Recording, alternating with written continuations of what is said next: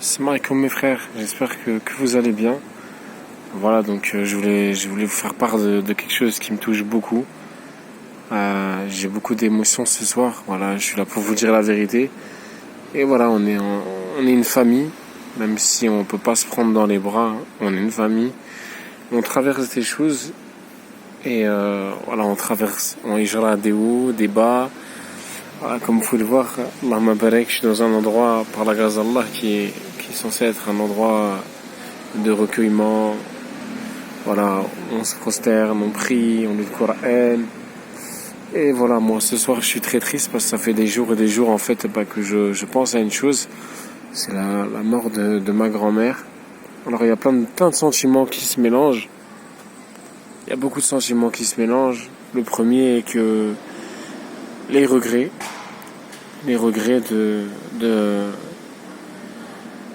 voilà, du temps, de ne pas avoir eu assez de temps pour passer du temps avec ma grand-mère, les regrets de ne pas avoir fait plus d'efforts pour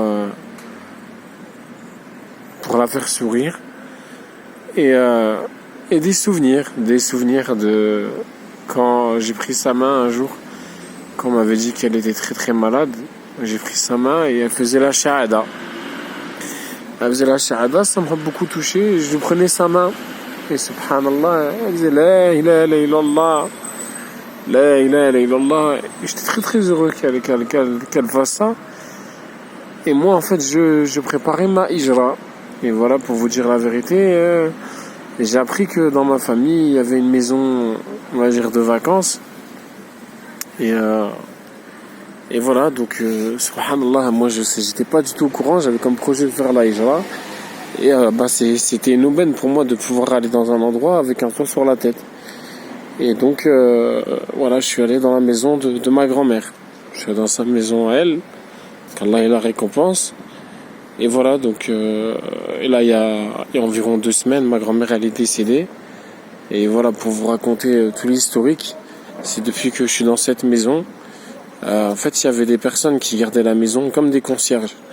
Ces frères-là qui gardaient la maison, enfin ces personnes qui gardaient la maison, en fait, ils sont très obéissants à leur intuition, on va dire.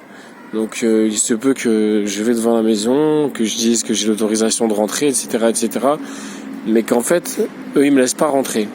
Et par la grâce d'Allah, je suis rentré dans cette maison, voilà, parce que j'ai l'autorisation. Et tout allait bien, le premier jour c'était la fête, j'étais très heureux, je prenais ma femme dans mes bras, j'étais très très heureux, alhamdoulilah, on a un toit sur la tête, qu'est-ce qu'on a besoin de plus, subhanallah, on est en hijra, on a un toit sur la tête, alhamdoulilah. Et je vous raconterai les péripéties que j'ai vécues avant de faire ma hijra, ça c'est prévu, c'était pas prévu, mais c'est prévu maintenant de le faire. Je suis désolé, j'ai pas beaucoup de mémoire, donc peut-être ça va couper, je suis désolé, pardonnez-moi en tout cas. Et voilà, donc je vais essayer d'aller assez vite. Et en fait, ce qui s'est passé, voilà, là, en fait, si vous voulez, je suis dans une mosquée de Janaza, donc voilà, c'est que des endroits, subhanallah, où on enterre les gens. Et c'est pour ça, par la grâce d'Allah, j'assiste à beaucoup de Janaza ici depuis que je suis ici, comme j'en ai jamais assisté. Et chaque moment est très très touchant. C'est des larmes, tu pleures avec les gens, tu vois les gens pleurer. Encore avant, j'ai vu un fils pleurer, alors je sais pas si c'était sur sa mère. Donc ça fait beaucoup de peine. Ouais, bon, je m'éloigne un petit peu, hein, désolé. Et en fait, voilà, donc ma grand-mère, voilà, quand elle est décédée, on est venu me chercher à la mosquée. Et ces gens justement qui gardaient la maison, pour vous donner un ordre d'idée, c'est que le premier jour tout allait bien, le deuxième jour ça commençait à taper très très fort à la porte. Je me suis demandé qu'est-ce qui se passe, et je m'attendais pas à ça en fait. On m'a demandé quand tu pars. Et en fait j'ai compris qu'après on m'a raconté des choses, que la maison elle était louée en cachette, que le garage était loué en cachette, parce que ça faisait des années que les gens de France ils étaient pas venus dans cette maison, donc en fait c'était une maison qui était, si vous voulez, voilà, on avait trahi la parole de ma grand-mère, on l'a loué en cachette, on hébergeait des gens en cachette, etc., etc. Et voilà, et personne ne le savait ça en France. Voilà, il faut savoir que dans les pays musulmans, quand l'argent, des fois quand vous laissez une maison, etc., etc., voilà, les gens, la vie elle est très très dure pour certains, donc en fait, ils ne vont pas laisser dormir de l'argent. Voilà, donc c'est comme ça.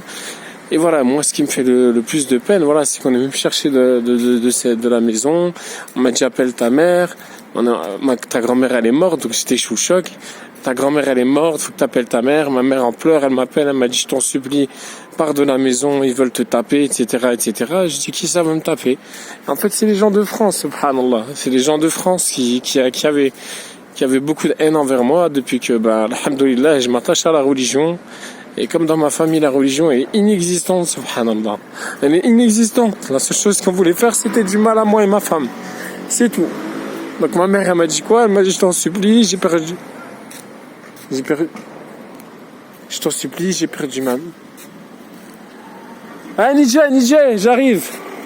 Ah, j'ai pas trop le temps. Je t'en supplie, j'ai perdu ma mère, s'il te plaît, pars de la maison, reviens dans quelques jours et tout. Donc moi en fait j'étais pas au courant de ce qui se passait, à part que ma grand-mère elle est décédée, donc en fait voilà, je vous épargne les détails, c'est des larmes et tout. Et la seule chose qui en fait que moi je voulais juste passer un peu de temps avec ma mère au téléphone, parce que depuis que je suis en Iran, les liens ils se sont resserrés. Et voilà, donc j'ai parlé à ma mère et tout. Et la seule chose qui sortait de la discussion, c'était pars de la maison. Et j'ai maman, il y a pas de problème, mais je vais où? Je suis avec ma femme. Elle est peut-être enceinte. Où est-ce que je vais? Elle m'a dit sors de la maison, s'il te plaît, dis que j'ai tué ma mère et tout. Voilà, donc comme je lui l'explique, en fait ce qui s'est passé, c'est qu'en fait comme ma mère, c'était elle en fait qui m'a laissé rentrer dans la maison, et que les gens en France, même si la maison elle n'était pas occupée depuis des années, ça fait plus de 6 ans qu'il y a personne qui met les pieds dans la maison, et dès que moi j'ai mis les pieds dans la maison, tout d'un coup cette maison là c'est devenu pourquoi moi tu m'as pas demandé d'autorisation pour que ton fils y rentre dans la maison, etc. En fait si vous voulez c'était que des prétextes, subhanallah, des prétextes pour en fait une sorte de sensation de pouvoir, subhanallah, une sorte de pouvoir matériel, subhanallah. Allah musta'an. Moi ma femme était peut-être enceinte, on était à la maison, on m'a dit de partir, on m'a laissé 1 jour et demi pour partir. Ma femme miskina, elle était malade, elle a fait une crise de spasmophilie. Et qu'est-ce qui s'est passé, subhanallah? On est venu toquer pour me faire sortir de la maison, on a commencé à rentrer dans les garages, on m'a fait des menaces. Et moi, subhanallah, pour protéger ma femme, je suis parti de la maison. Je suis parti de la maison par respect pour ma mère. Et aujourd'hui, je vous dis la vérité, j'ai des regrets. J'ai des regrets parce qu'en fait, je me sens trahi. Parce qu'aujourd'hui, subhanallah, alhamdoulilah, pour la grâce d'Allah, j'ai trouvé un endroit où je suis hébergé. Mais voilà, il fait très très très très chaud, il fait plus de 42 degrés. Ma femme miskina, elle se lave dans une bassine. Elle mange pas sa faim parce que la vie, voilà, malheureusement, avant j'avais un certain confort. Et aujourd'hui, je l'ai plus. Elle a des carences, elle a de l'anémie. C'est vraiment vraiment difficile, subhanallah. Elle est enceinte, voilà quoi. Donc ce qui fait le plus de peine, c'est que c'est les gens de France qui ont fait ça. C'est les gens de France en fait qui ont donné le bâton pour qu'on me batte en fait. Vous voyez ce que je veux dire? C'est pour ça que ça me fait tellement de peine quand j'entends des gens façon de parler, ils critiquent les pays musulmans, mais eux, les gens entre guillemets qui gardaient la maison, ils ont fait que obéir aux ordres. On leur a dit voilà, tu sors ces personnes de la maison. Eux, sans cette autorisation-là, ils pouvaient pas me faire sortir de la maison. Ils l'ont fait et qu'Allah les récompense parce que voilà, c'était des bras droits à ma grand-mère, c'était des concierges, des bras droits à ma grand-mère après tout ce qui est passé et tout. Si la maison elle a été louée et tout, qu'Allah il leur rajoute, s'ils ont pu nourrir leur famille, au moins eux ils ont de la rahma dans leur famille. Moi aujourd'hui, tout ce que je sais, c'est que les gens de France, wallah, ils ont pas beaucoup de cœur. Moi, quand je vois ma femme, j'ai envie de pleurer. Wallah, J'aimerais lui offrir un confort meilleur. Mais comme vous le savez, pour stabiliser en Hijra, c'est un peu difficile et je gagne 4 € par jour. Donc c'est pas forcément évident. Voilà, je vous dis toute la vérité parce que je veux pas vous le cacher. Moi, ce qui me fait le plus de la peine, c'est qu'on en a toujours voulu à ma femme. Parce que subhanallah, elle a refusé des postes assez haut placés. Parce qu'elle avait des grands diplômes. Et subhanallah, pour la religion, pour sa religion, pour Allah subhanahu wa ta'ala, elle a refusé des postes. Et qu'est-ce qui s'est passé? La jalousie de ma famille. Comment tu peux t'asseoir sur de l'argent? Comment tu peux refuser un poste? Pourquoi tu te voiles? Et subhanallah, encore il n'y a pas longtemps, ma femme, elle m'a dit, tu sais, ta sœur et tout, quand elle avait porté le voile et tout. Elle a dit, c'est ta famille qui lui a demandé d'enlever le voile. Comme quoi elle était trop jeune, comme quoi elle avait le temps. subhanallah, regardez où est-ce on en est, subhanallah, en vivant en terre de mécréance. C'est que même des fois, c'est tellement difficile pour une jeune fille de se voiler, que c'est la propre famille qui dit à la famille, à sa fille, qui doit enlever le voile, subhanallah. Tout ça pourquoi? Pour de la dunya. Et aujourd'hui, Allah musta'an, ma famille, qu'Allah il leur vienne en aide. Mais moi, ce qui me fait le plus de peine, Wallah, ce qui me fait le plus de peine, c'est que ma mère, plus personne ne lui parle. Plus personne ne lui parle parce qu'on dit qu'elle a tué sa mère. Parce que moi, j'étais dans la maison et pendant que ma grand-mère, elle était en train de mourir, on lui disait, tu sais ce qui se passe dans la maison, tu sais ce qui se passe dans la maison. Ah, toi t'es malade, tu peux pas aller dans la maison, tu peux pas aller dans la maison. Subhanallah. On a appuyé, jusqu'à que façon de parler, il y a des choses qui soient dites, dans le sens, par exemple, ah, je regrette de pas être allé dans cette maison. Et voilà tout ce qui a déclenché la haine et la colère pour me mettre dehors, pour me jeter. Et aujourd'hui, ça se bat pour un héritage. Subhanallah. On enterre quelqu'un et au final, on refait la même chose. Donc voilà les frères, désolé si je parais très lâche, si je parais très faible, je suis qu'un être humain. On a des hauts, on a des bas. Qu'Allah il vous préserve d'avoir une famille qui soit basée sur le matériel comme la mienne. Aujourd'hui, dans ma famille, personne ne se parle.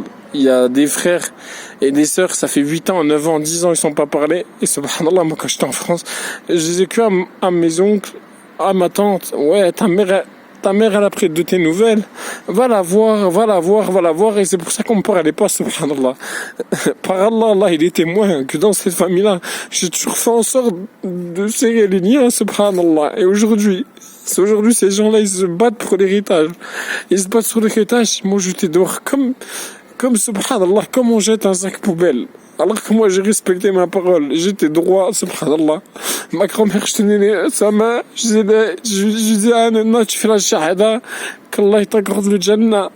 Wallah, j'étais fier de ma grand-mère. Et aussi, ce qui est moche, c'est qu'on m'a même pas laissé assister à sa janaza. On m'a supplié de pas venir parce que ça allait faire des problèmes, etc., etc. Donc en fait, on m'a caché l'endroit, on m'a caché comme quoi elle allait faire la janaza ici. Les gens ils sont venus juste pour me sortir de la maison. Et là, je suis allé à la maison, ils ont changé les serrures. Et voilà, quoi. Et un jour, quand je suis allé au travail, j'ai rencontré la personne qui a changé la serrure. Et j'ai eu beaucoup d'émotions parce que quand je vois ma femme, subhanallah, tout ce qu'elle endure, subhanallah, juste pour vivre sa religion, juste, subhanallah, je dis pas qu'elle souffre, je dis juste, subhanallah, tous les efforts qu'elle fait. Et je vous dis une chose, ma femme elle est française. Allah subhanahu wa ta'ala, il m'a permis d'avoir une femme qui est française, mais subhanallah, qui a beaucoup de valeur. Elle est musulmane, mais par contre, elle n'a pas grandi comme moi j'ai grandi.